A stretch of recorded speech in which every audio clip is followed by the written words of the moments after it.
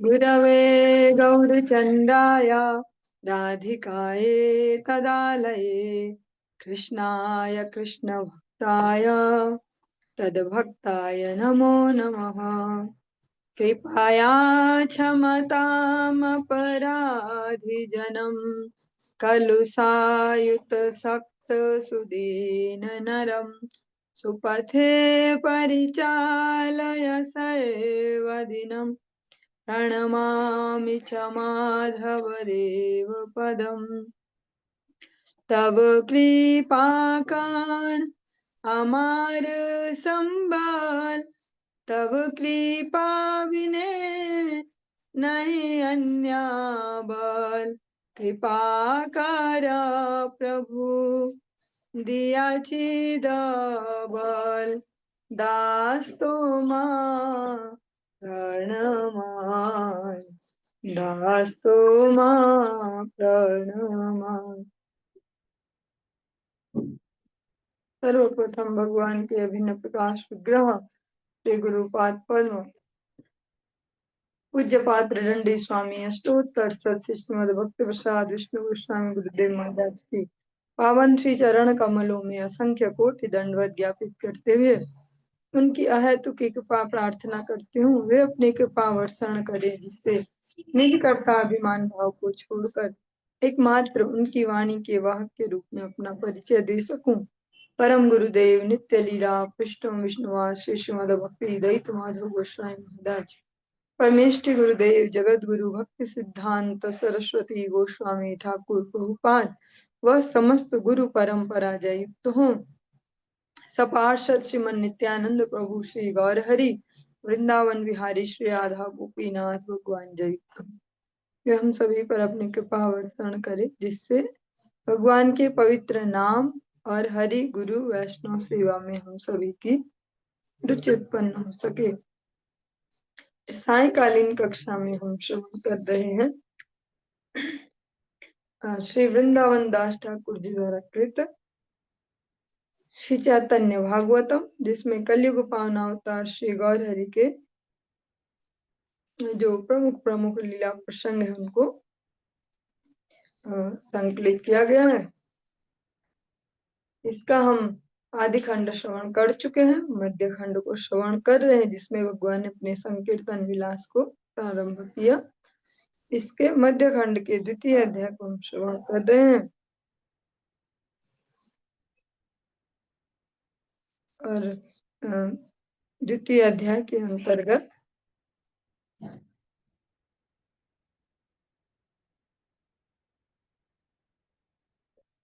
हम 326वीं पयार से आज प्रारंभ कर रहे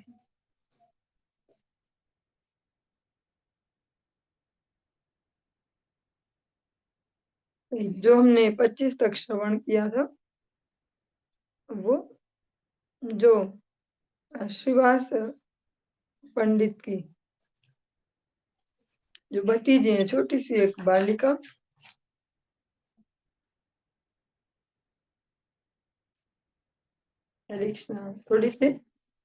थोड़ी नहीं बड़ी सी गलती हो गई है।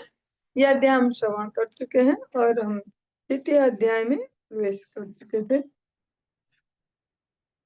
जिसमें हम नित्यानंद प्रभु के वो प्रसंग सुन रहे थे उस समय।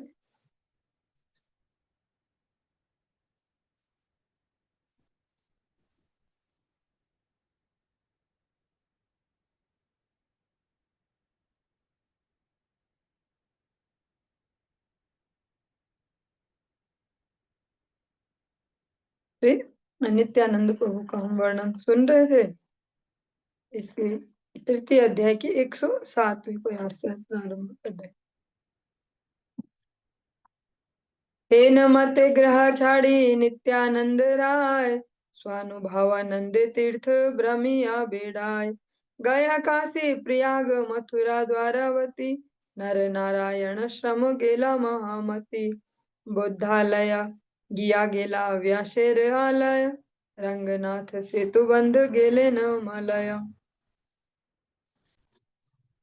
तबे अनंतेरपुर गेला महाशय भ्रमेण निर्जन वने परम निर्भय गोमती गंडकी गेला सरयू कावेरी, अयोध्या दंडकारण्य बुले न विहरी, त्रिमल वेंकटनाथ सप्त गोदावरी, महेश्वर स्थान गेला कन्यका नगरी, रेवा माही स्मृति मल्ल तीर्थ हरिद्वार, यहीं पूर्वे अवतार हाइल गंगार, ए मत यत तीर्थ नित्यानंद राय, सकल देखिया पुनः आइला मथुराय।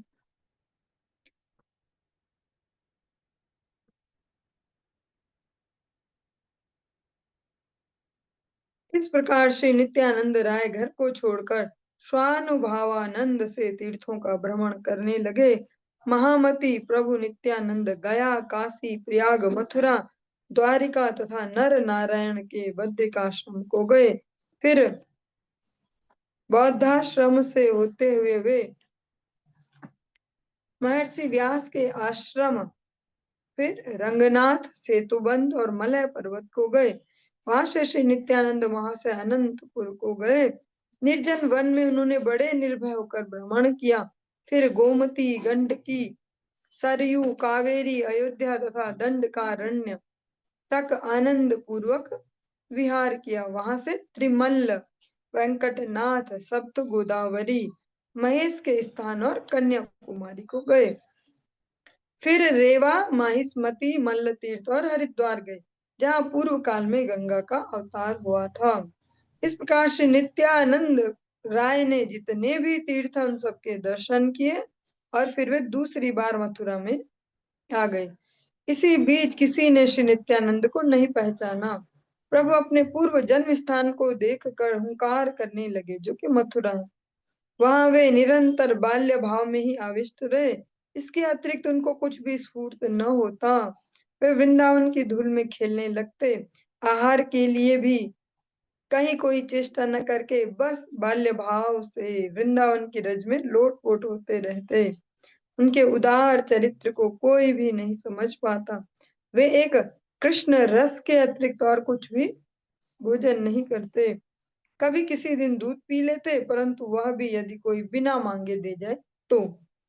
इसीलिए हम जो अधिकतर प्रसंग सुनते हैं, भगवान दूध की डिलीवरी कराते हैं भक्तों को, क्योंकि वो मांगेंगे तो नहीं, तो भगवान खुद ही पहुंचाते हैं कि लो। इस प्रकार श्री नित्यानंद प्रभु वृंदावन में निवास कर रहे थे और उधर नवद्वीप में श्री गौर चंद्र का प्रकाश हो रहा था। प्रभु गौर चंद्र निरंतर संकीर्तन के परम आनंद में निमग्न रहते थे। फिर भी श्री नित्यानंद को न देखकर वे बड़े दुखी थे। श्री नित्यानंद वे महाप्रभु के प्रकाश को जान गए थे और जिस प्रकाश की प्रतीक्षा में वे वृंदावन में वास कर रहे थे।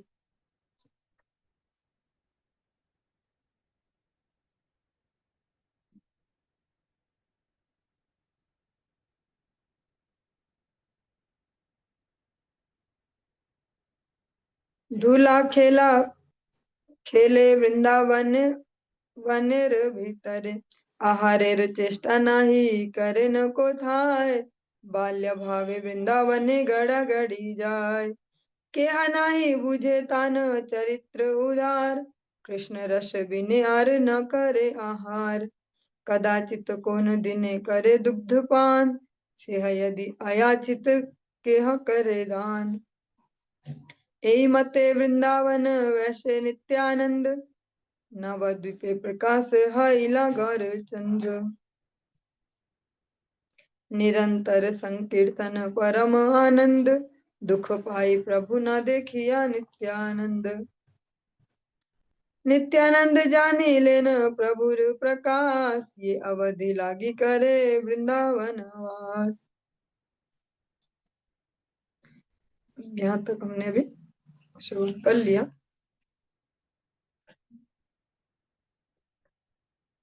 जानिया आइला झाटे नवद्वीप पुरे, आसिया रहिला नंदन आचार्य घरे, नंदन आचार्य महाभागवतोत्तम, देखी महा तेजो राशि येन सूर्य सम, महा अवधूत वेश प्रकांड शरीर, निरवधि गंभीरता देखी महाधीर, अहर्निश वदये बलये कृष्ण नाम, त्रिभुवने अद्वितीय चैतन्य धाम। निजानंदे क्षणे क्षणे करे हुंकार, महामत ये न बल राम अवतार। कोटि चंद्र जिनिया वदन मनोहर, जगत जीवन हास्य सुंदर अधर। मुकुता जिनिया श्री दश नेर ज्योति, आयत अरुण दुई लोचन सुभाति।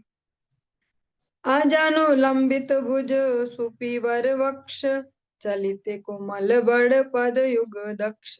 परम कृपाय करे सबारे संभास, सुनीले श्री मुख वाक्य कर्म बंध नास।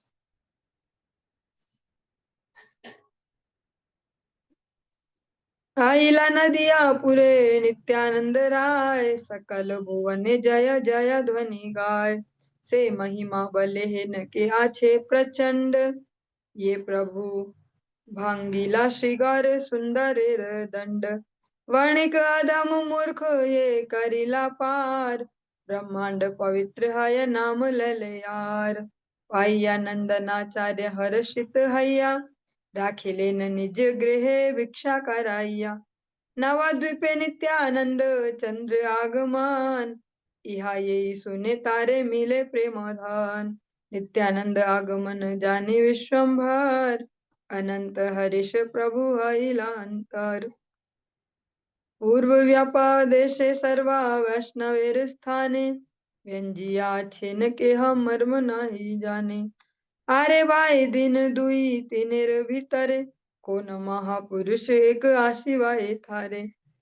दैवे से दिन विष्णु पूजी गौर चंद्र, सत्वरे मिलिला यथा वैष्णवेर वृंद। श्री गौर सुंदर का प्रकाश हो गया है। गौर सुंदर धराधाम पर जो है वे आविर्भूत हो गए। यह जानकर नित्यानंद प्रभु तुरंत ही नवद्वीप में आ गए। और प्रकाश इस प्रकार से भी कह पाएंगे, एक तो आविर्भूत होना और एक अब भगवान ने स्वयं को प्रकाशित करना प्रारंभ कर दिया। और जब तक गौर हरि ने इस कह सकते हैं जो इस संकीर्तन का जो विशाल आंदोलन है एक प्रकार से, इसको प्रारंभ नहीं किया, तब तक अन्य भक्तों ने भी कुछ एक्स्ट्रा कुछ नहीं किया। चाहे वो हरिदास ठाकुर जी हों, चाहे नित्यानंद प्रभु, भगवान ने जब आज्ञा करी उसके बाद ये सब प्रारंभ हुआ। श्री गौर सुंदर का प्रकाश हो गया है, यह जानकर नित्यानंद प्रभु तुरंत ही नवद्वीप में आ पहुंचे और नंदनाचार्य के घर में आ ठहरे। महाभागवतोत्तम नंदनाचार्य ने नित्यानंद प्रभु के सूर्य के समान महातेज पुंज स्वरूप में दर्शन किए।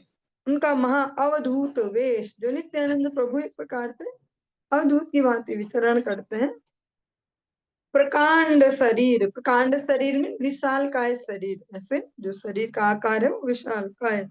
निरंतर गंभीरता तथा बड़े धीर हैं ऐसा देखा। वहां पे परम चंचलता वाला भाव नहीं देखा, जैसे अनेक भक्त कहते हैं कि नित्यानंद बड़ा चंचल है, चपल। वहां देखा परम धीर गंभीर स्वरूप। दिन रात श्री मुख से बस श्री कृष्ण नाम का ही उच्चारण करते रहते हैं। त्रिभुवन में श्री चैतन्य चंद्र के वे अद्वितीय धाम हैं, उनका प्रकाश है। अपने निजानंद में मत्त होकर वे क्षण क्षण में हुंकार करते हैं। निजानंद में मत्त होकर भगवान अपने ही नाम में, अपना ही जो आनंद है भगवान का, हमने सुबह की कक्षा में भी श्रवण किया भागवत जी में। भगवान का जो आनंद है, जो सुख है, वो किसी व्यक्ति वस्तु परिस्थिति, किसी जड़ जगत की किसी भी पदार्थ पर डिपेंड नहीं करता, स्वयं आनंदित रहने वाले ऐसे महामत्त हैं वे, जैसे स्वयं बलराम ही हों। जैसे बलराम जी एक अपने ही आवेश में ऐसे रहना, वैसा उनका मनोहर श्री मुखमंडल कोटि कोटि चंद्रमाओं को भी जीतने वाला है।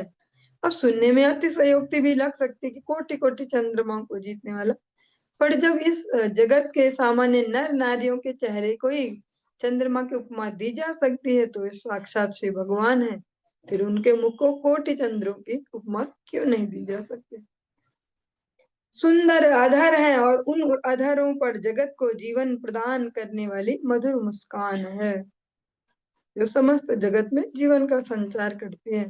कुछ अधर ऐसे भी होते हैं जिनकी मुस्कान अनेकों के हृदय में भय उत्पन्न करती है, पर ये भी अधर है जिनसे समस्त जीवों को जीवन मिल रहा है।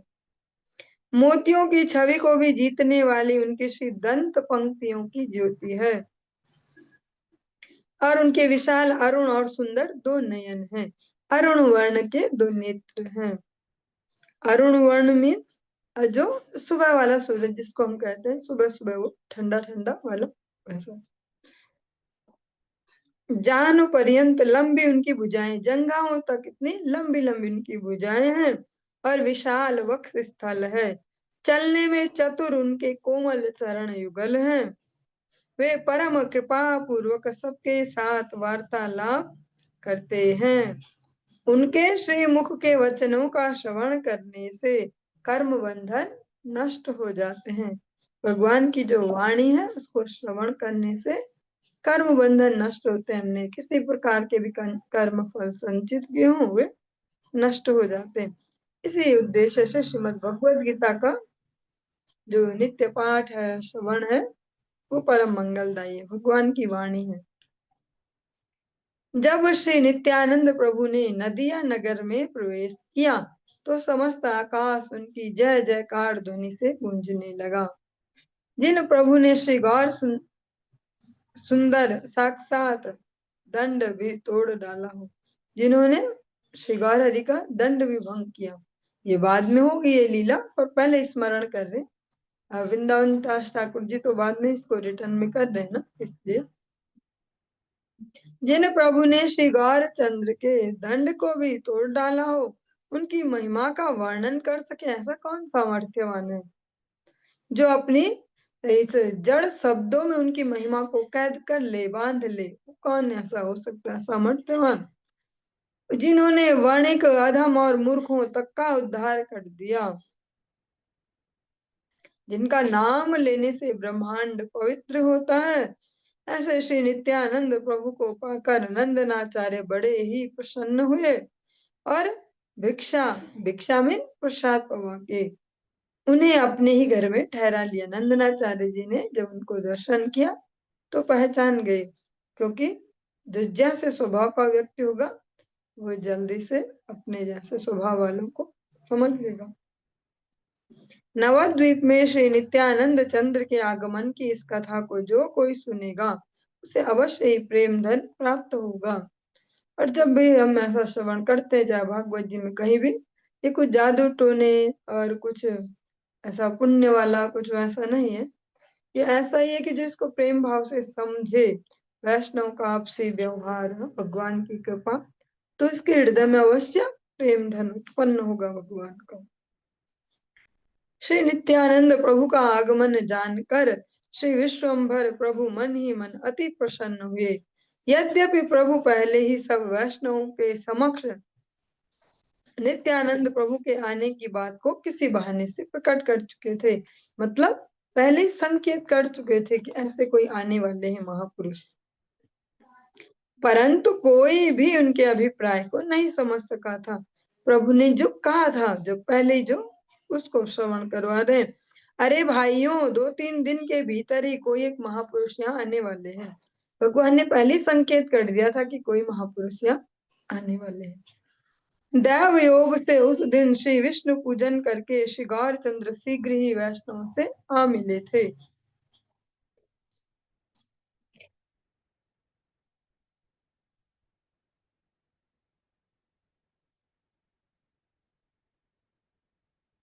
सभाकार स्थाने प्रभु कहे न आपने, आजी आमी अपरूप देखिलु स्वपने।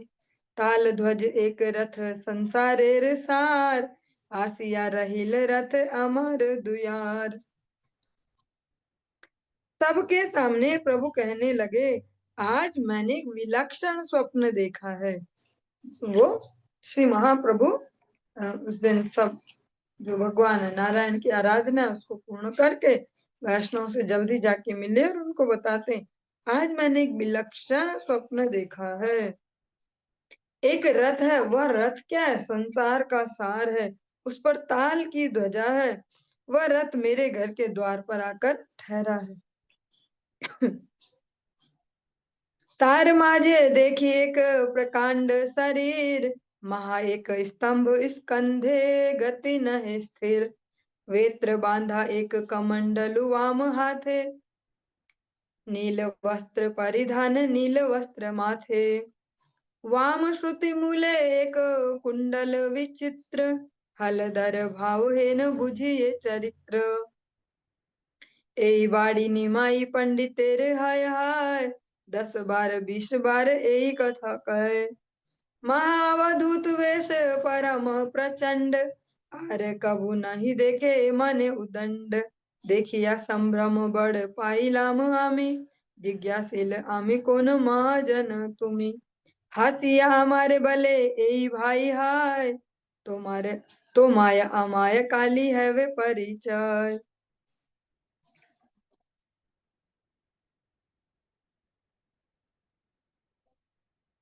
हरिस बाड़िल सुनी ताहार बचन, अपनारे बासो मुई ये न से शाम, कहिते प्रभुर बाह्य सब गेल दूर, हल धर भावे प्रभु गर्जाए प्रचुर, मद आन बलि प्रभु डाके, हुंकार सुनिते ये न दुई कर्ण फाटे, श्रीवास पंडित बले सुनह गोसाई, ये मदिरा चाह तुम्ही से तो मार ठाई, तुम्ही यारे बिलाओ से ताहा पाए, कंपित भक्त गण दूरे रही जाए, मने मने चिंते सब वैष्णवेर गण,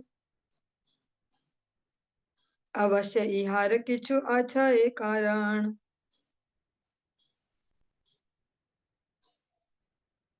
आर्य तर्जा पड़े प्रभु अरुण नयन, हासिया दोलाय अंग ये न संकर्षण, क्षण के आइला प्रभु स्वभाव चरित्र, स्वप्न अर्थ सभारे बाखाने राम मित्र, हे न बुझी मोर चित्ते लाया एक कथा, कौन महापुरुष एक आसी आछे था, पूर्वे आमी बलिया छो तोमा सबार स्थाने, कौन महाजन सने है वो दर्शने,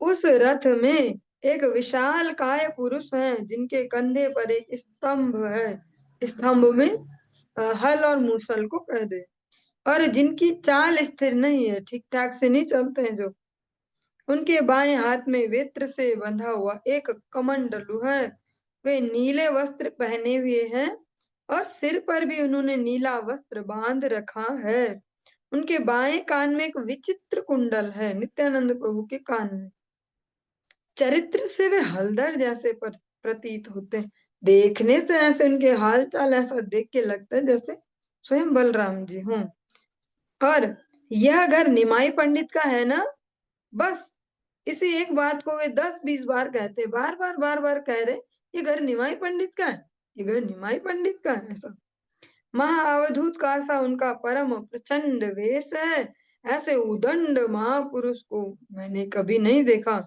उदंड पुरुष यहाँ पे हम उदंड उस सेंस में नहीं लेंगे जैसा हम छोटे बच्चों को कहते हैं उदंड है बड़ा ये बच्चा, ऐसा, उन्हें देखकर मुझको बड़ा संभ्रम हुआ और मैंने पूछा कि आप कौन महापुरुष हैं, हंसकर वे मुझसे बोले, यह मैं आपका भाई हूँ, मेरा और आपका परिचय कल होगा, उनके वचनों को सुनकर मुझे बड़ा आनंद हुआ और मैं भी अपने आप को वैसा ही समझने लगा, ऐसा कहते कहते प्रभु की बाह्य दशा लुप्त हो गई, जो बाह्य भाव है जिसको नॉर्मल होना कहते हैं वो गायब हो गया, वे हलधर के भाव से आविष्ट होकर बहुत गर्जना करने लगे, मद लाओ कहकर प्रभु पुकारने लगे, उस हुंकार को सुनकर ऐसा प्रतीत होता था कि दोनों कान फट जाएंगे, तब श्रीवास पंडित बोले, हे गोसाई सुनिए, जिस मदिरा को आप चाहते हैं वह तो आपके ही पास है, आप उस मदिरा को जिसे देते हैं वही उसे पाता है, वैष्णव गण कांपते हुए दूर खड़े खड़े देख रहे थे, वे लोग मन ही मन सोच रहे थे कि इसमें अवश्य कुछ कारण है, प्रभु अरुण नेत्रों से आर्या और तर्जा पड़ते हुए बलराम की भांति हंसकर अपने अंगों को हिलाने लगे, कुछ समय पश्चात प्रभु अपनी स्वाभाविक दशा में आ गए, वे बलराम मित्र महाप्रभु सबके सामने स्वप्न का अर्थ समझाने लगे। अब वे फिर से बाह्य दशा में आ गए। मेरे चित्त में तो यह बात ऐसे आती है कि यहाँ कोई एक महापुरुष आया हुआ है। मतलब मेरे स्वप्न का सार मुझे ये लगता है, कोई ना कोई महापुरुष यहाँ आ रखा है। पहले भी मैं तुम लोगों से कह चुका हूँ कि किसी महापुरुष के दर्शन होने वाले हैं।